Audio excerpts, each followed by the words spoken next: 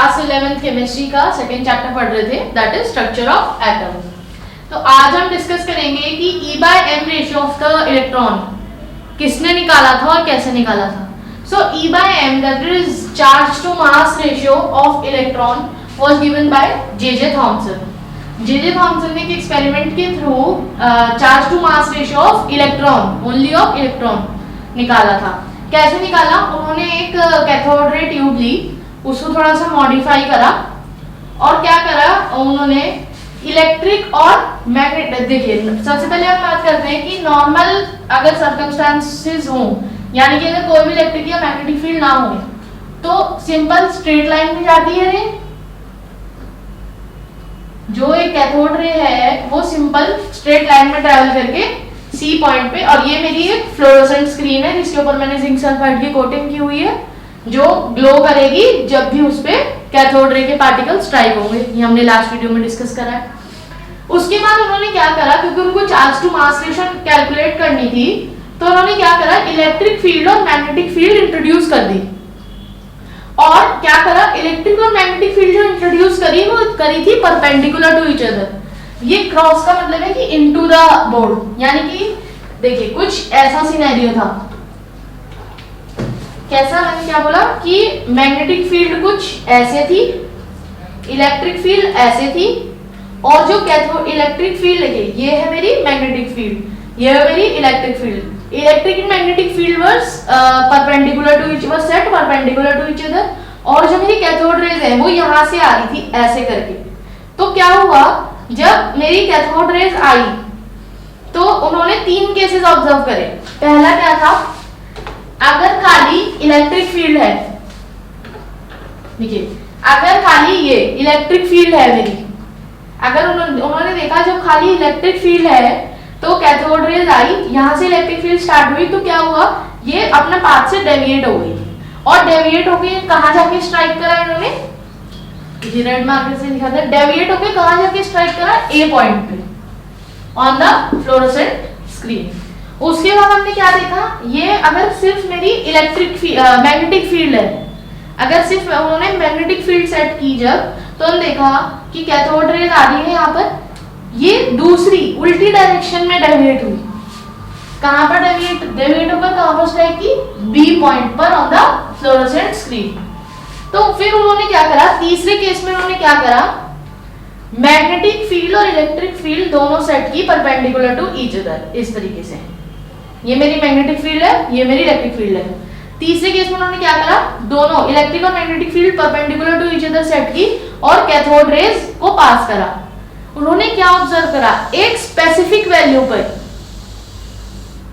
उन्होंने क्या ऑब्जर्व करा, एक स्पेसिफिक वैल्यू पे, जब एक स्पेसिफिक वैल्यू रीच हुई इलेक्ट्रिक और मैग्नेटिक फील्ड की, उस वैल्यू पे क्या हुआ, कैथोड रेज आई, इलेक्ट्रिक और मैग्नेटिक फील्ड की इन्फ्लुएंस में भी वो स्ट्रेट ही गई, अपने नेचुरल पाथ पे ही गई, यानी कि सीधा जाकर सी पर ही स्ट्राइक करा उन्होंने स्ट्रेट लाइन में। तो उस वैल्यू की मदद से उन्होंने क्या करा, या जब मैंने कब बोला ये केस, जब इलेक्ट्रिक और मैग्नेटिक फील्ड की एक स्पेसिफिक वैल्यू थी और वो दोनों परपेंडिकुलर टू ईच अदर, ठीक है।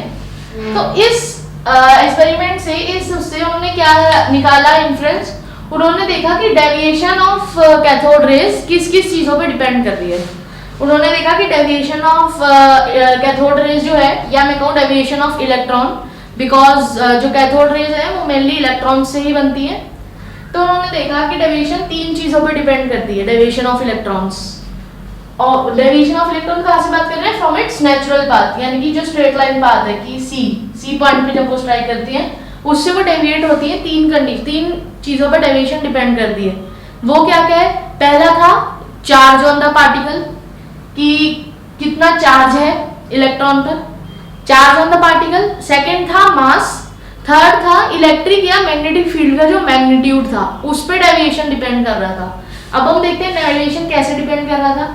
उन्होंने बोला अगर नेगेटिव चार्ज का मैग्नीट्यूड ज्यादा है, अगर मैं नेगेटिव चार्ज का मैग्नीट्यूड बढ़ा दूं तो डेविएशन भी मेरी बढ़ रही है, ज्यादा डेविएट हो रहा है। ज्यादा यानी डेविएट कब होगा, जब वो ज्यादा इंटरेक्ट करेगा इलेक्ट्रिक फील्ड या मैग्नेटिक फील्ड के साथ। तो पहली चीज थी कि चार्ज पे डिपेंड कर रहा है डेविएशन, ज्यादा नेगेटिव चार्ज होगा तो ज्यादा डेविएशन हो रही है। दूसरी चीज मेरी क्या थी, मास, कि जितना हल्का मेरा पार्टिकल होगा, जितना हल्का, जितना कम उसका मास होगा, वो उतना ही ज्यादा डेविएट कर रहा था, कि मास कि जितना कम मास होगा, जितना हल्का होगा, उतना ज्यादा डेविएशन ऑब्जर्व हुआ। तीसरी चीज मैंने क्या देखी कि तीसरे जो पॉइंट डेविएशन डिपेंड कर रहा था strength of electric and magnetic field पे। ये जो इलेक्ट्रिक और मैग्नेटिक फील्ड मैंने सेट की थी, इनके मैग्नीट्यूड पर भी डिपेंड कर रहा था डेविएशन। कैसे डिपेंड कर रहा था, अगर मैंने इलेक्ट्रिक या मैग्नेटिक फील्ड का मैग्नीट्यूड बढ़ा दिया तो ज्यादा इंटरेक्ट करने लगा पार्टिकल उनके साथ और ज्यादा डेविएशन हुई। ठीक है, तो इन 3 पॉइंट्स को हम याद रखेंगे कि कैसे डिपेंड कर रहा था। फिर उन्होंने क्या करा, जैसे मैंने आपको बताया, जब दोनों ही इलेक्ट्रिक और मैग्नेटिक फील्ड सेट की परपेंडिकुलर टू ईच अदर, तो उन्होंने देखा कि एक स्पेसिफिक वैल्यू पे कोई भी डेविएशन नहीं ऑब्जर्व हुई। एक नेचुरल अपने पाथ पे गई कैथोड रेज और सी पॉइंट पे जाके ही स्ट्राइक की। तो इस डाटा की हेल्प से उन्होंने क्या निकाला, उन्होंने charge to mass ratio calculate कर लिया इलेक्ट्रॉन के लिए।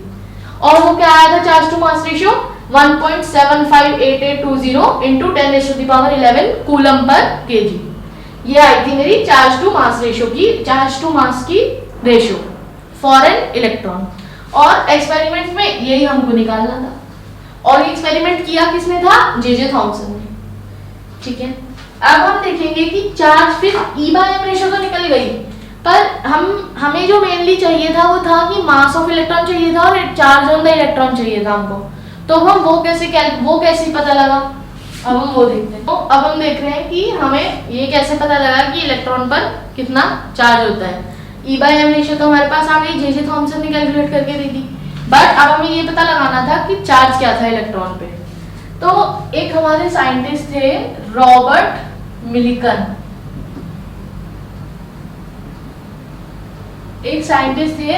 मिलिकन, उन्होंने कैलकुलेट किया था चार्ज ऑन द इलेक्ट्रॉन। कैसे किया था, एक एक्सपेरिमेंट करा था इन्होंने, उसका नाम था ऑयल ड्रॉप एक्सपेरिमेंट।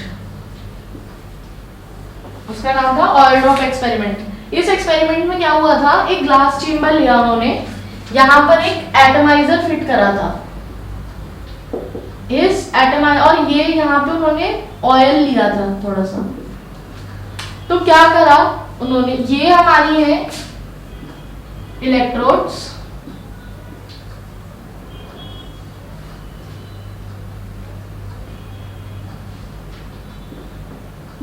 ये मेरी पॉजिटिव इलेक्ट्रोड है और ये मेरी नेगेटिव इलेक्ट्रोड है।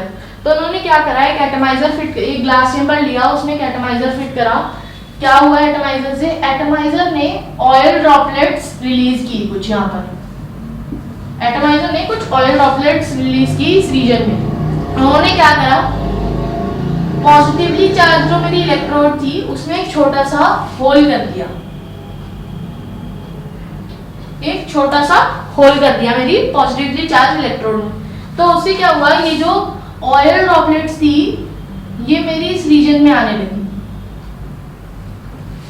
उसके बाद क्या करा, कुछ गैसेस पास की, यहाँ पर कुछ गैसेस पास की थी। ये जो चेंबर था इसमें मेरी ऑलरेडी कुछ आयनाइजेबल गैसेस फिल्ड थी, इसके अंदर उन्होंने कुछ ऑलरेडी आयनाइजेबल गैसेस ले रखी थी। उन्होंने क्या करा, एक्सरेज पास की और जो आयनाइजेबल गैसेस थी उनको आयनाइज करा दिया। यानी कि अब क्या हुआ, आयनाइज कराने के बाद क्या हुआ, यहाँ पर चार्ज आ गया, यहाँ पे कुछ मेनली क्या है, नेगेटिव चार्ज। तो क्या हुआ, जब नेगेटिव चार्ज के साथ ये ऑयल ड्रॉपलेट्स यहाँ पे इनका कोलिजन हुआ नेगेटिव चार्ज के साथ, तो इन ऑयल ड्रॉपलेट्स ने नेगेटिव चार्ज वो कर लिया, ले लिया नेगेटिव चार्ज। तो अब ये ऑयल ड्रॉपलेट्स नेगेटिवली चार्ज हो गई थी। और इससे पहले क्या हुआ, जब क्योंकि यहाँ पे मेरी पॉजिटिव और नेगेटिव इलेक्ट्रोड है, तो यहाँ पर जाहिर सी बात है कुछ ना कुछ इलेक्ट्रिक फील्ड प्रेजेंट होगी। तो क्या हुआ, सबसे पहले जब ये ऑयल ड्रॉपलेट्स यहाँ से एंटर की और ये धीरे धीरे नीचे गिर रही थी, तो रॉबर्ट मिलिकन ने क्या करा, इन ऑयल ड्रॉपलेट्स का मास कैलकुलेट कर लिया। कैसे कैलकुलेट करा कि जिस रेट से ये ऑयल ड्रॉपलेट्स गिर रही थी इलेक्ट्रिक फील्ड के अंदर, क्योंकि उन्होंने एक फिक्स्ड इलेक्ट्रिक फील्ड ली थी, उन्हें इलेक्ट्रिक फील्ड की वैल्यू पता थी कि कितनी है। तो जिस रेट से ये ऑयल ड्रॉपलेट नीचे गिर रही थी उस रेट की हेल्प लेकर उन्होंने क्या करा, ऑयल ड्रॉपलेट का मास कैलकुलेट कर लिया।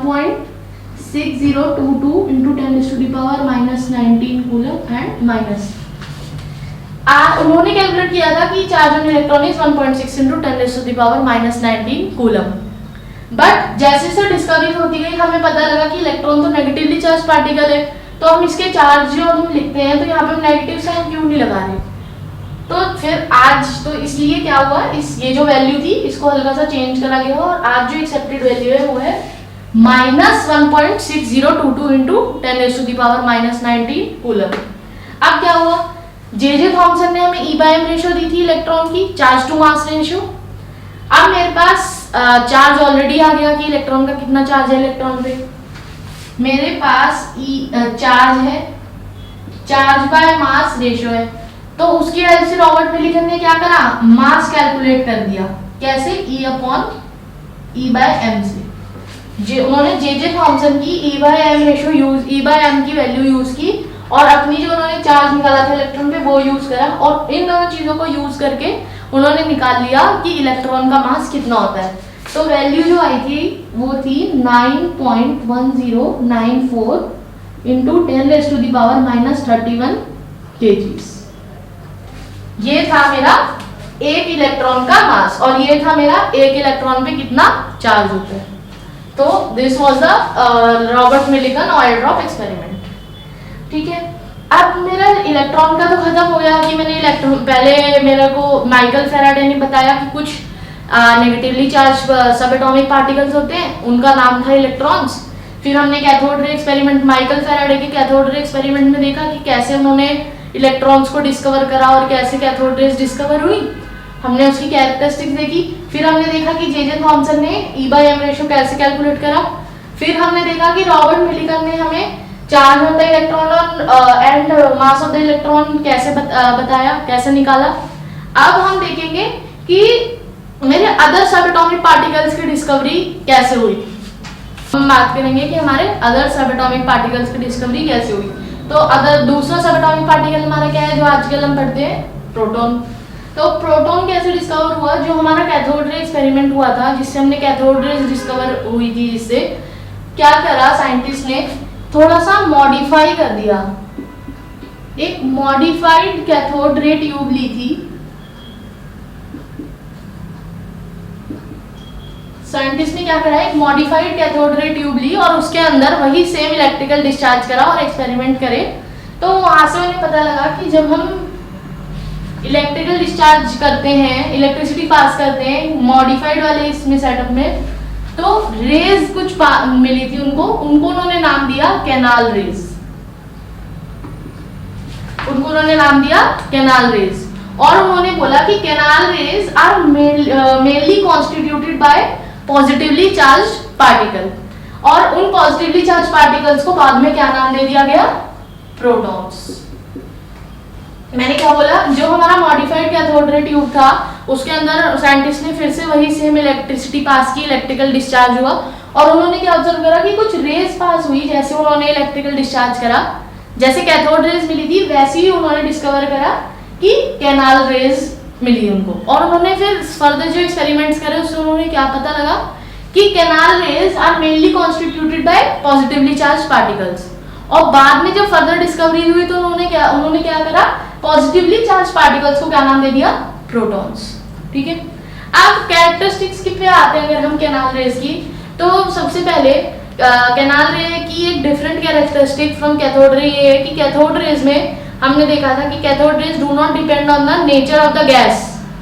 जो ये जो हमारी कैथोड रे ट्यूब थी इसके अंदर गैस फिल थी जिसको हमने आयनाइज करा था इलेक्ट्रिसिटी पास करके। ये कुछ हमारा यहाँ पे ऐसा कैथोड था, यहाँ पे एनोड था, और ये आपकी बैटरी थी, ये हमारी बैटरी थी कुछ ऐसे करके। तो यहाँ पे गैस फिल थी, तो हमने क्या पढ़ा था कि cathode rays do not depend on the nature of the gas, कि कोई भी गैस हो कैथोड रेज पे कोई फर्क नहीं पड़ता। बट कैनाल रेज में जस्ट अपोजिट केस था, कैनाल रेज डिपेंड कर रही थी on the nature of the gas. जिस गैस को हम आयनाइज कर रहे हैं कैनाल रेज उस पर डिपेंड कर रही थी।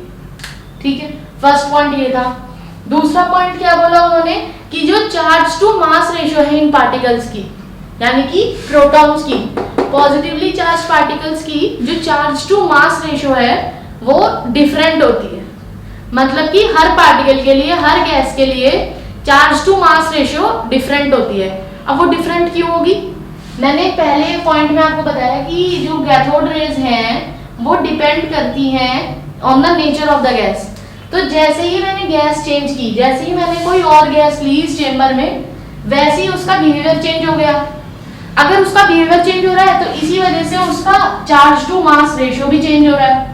तो इसलिए कोई भी साइंटिस्ट एक स्पेसिफिक प्रोटॉन्स के लिए इसलिए कोई भी charge to mass ratio calculate नहीं की गई थी, मतलब कोई भी कैलकुलेट कर नहीं पाया था। क्यों? क्योंकि cathode rays canal raise depend कर रही थी on the nature of the gas, तो इसलिए फिक्स ई/एम रेशियो नहीं था। यानी कि एक स्पेसिफिक गैस के लिए तो फिक्स था ई/एम रेशियो, बट क्योंकि ई/एम रेशियो डिपेंड कर रहा था on the nature of the gas. तो ये हमारा सेकंड पॉइंट है। फिर थर्ड पॉइंट क्या है कि सम पॉजिटिवली चार्ज पार्टिकल्स, जब उन्होंने कैनाल रेज देखी, जब उन्होंने डिस्कवर की कैनाल रेज, तो उन्होंने देखा कुछ पॉजिटिवली चार्ज पार्टिकल्स और ज्यादा फंडामेंटल यूनिट्स कैरी कर रहे थे अपने साथ। फंडामेंटल यूनिट्स मतलब कि fundamental units of electric charge, यानी कि जब उन्होंने कैनाल रेज को डिस्कवर करा तो उन्होंने देखा कि जो पॉजिटिवली कि जो पार्टिकल्स थे कैनाल रेज के, वो कुछ और फंडामेंटल यूनिट्स ऑफ चार्जेस भी कैरी कर रहे थे अपने साथ। जैसे fundamental units of charge basically for example we have positron, ये कुछ और सब एटॉमिक पार्टिकल्स थे जिनके बारे में हम बाद में डिस्कस करेंगे, बट क्योंकि यहाँ पे फंडामेंटल यूनिट्स ऑफ चार्ज की बात आई है तो इसलिए तो उन्होंने नोटिस करा कि कैरेक्टरिस्टिक्स ऑफ कैनाल रेज पढ़ रहे हैं हम अभी, तो उन्होंने नोटिस क्या करा कि कुछ particles of canal raise carried fundamental units of electric charge along with them.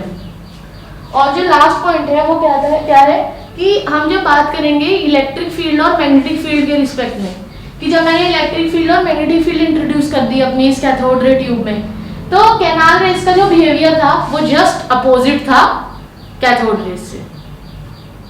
समझ में आ रही है कि कैनाल रेज का जो बिहेवियर था इलेक्ट्रिक और मैग्नेटिक फील्ड में, it was just opposite to the behaviour of cathode rays in electric and magnetic field. उसके बाद क्या हुआ, उन्होंने नाम दे दिया इसको, और यहीं से फिर और भी प्रूफ, ऐसे जैसे जैसे हमारी और ऑब्जर्वेशंस होती गई वैसे वैसे ये चीज और ज्यादा अच्छे से प्रूव होती गई कि ये पॉजिटिवली चार्ज ही थे।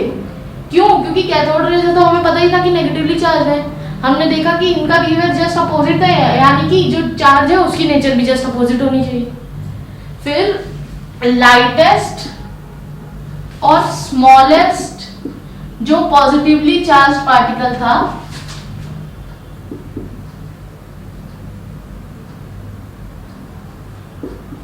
lightest and smallest positively charged particle was named proton। और अब हम चलते हैं